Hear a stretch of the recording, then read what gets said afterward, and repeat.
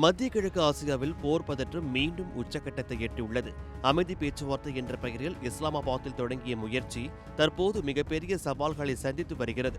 இஸ்ரேலிய பிரதமர் Benjamin Netanyahu Iran உடனான போர் இன்னும் முடியவில்லை என்றும், எந்த நொடியும் புதிய திருப்பங்கள் ஏற்படலாம், நாளை என்ன நடக்கும் என்பது யாருக்கும் தெரியாது என்றும் எச்சரித்திருப்பது அந்த பிராந்தியத்தில் ஏற்பட்டுள்ள நிச்சயமற்ற தன்மையை வெளிச்சம் போட்டு காட்டுகிறது. மறுபுறம் அமெரிக்க அதிபர் டொனால்ட் ட்ரம்ப் தனது no more mister nice guy கொள்கையை மீண்டும் வலியுறுத்தியுள்ளார்.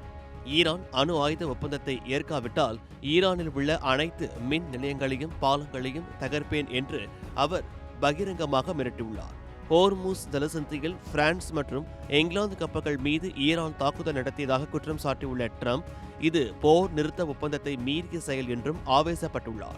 இந்த சூழலில் அமெரிக்கா மற்றும் இஸ்ரேல் நாடுகள் பேச்சுவார்த்தை என்ற போர்வையில் தங்களுக்கு எதிராக சதி செய்வதாக கூறி இரண்டாம் கட்ட பேச்சுவார்த்தையில் பங்கேற்க முடியாது என்று ஈரான் திட்டவட்டமாக மறுத்துவிட்டது.